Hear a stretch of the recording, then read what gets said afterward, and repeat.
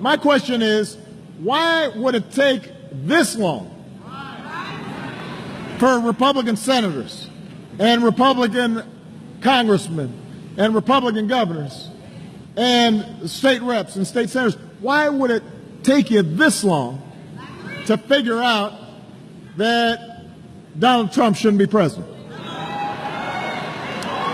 If you've made a career of idolizing Ronald Reagan, then where were you when your party's nominee for president was kissing up to Vladimir Putin, the former KGB officer?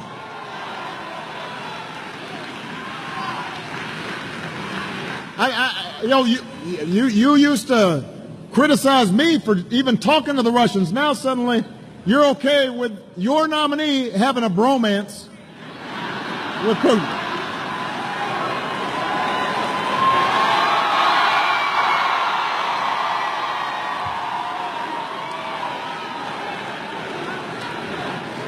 If you come from a family of immigrants, like almost everybody here does unless you're Native American, where were you when your party's nominee for president called immigrants criminals and rapists?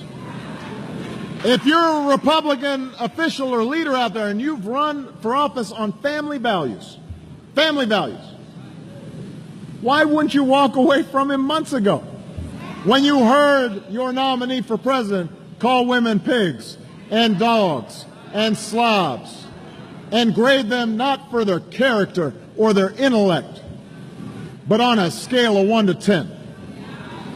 You don't have to be a husband or a father to stand up for women. You don't have to have a disability to say it's wrong to mock somebody with a disability.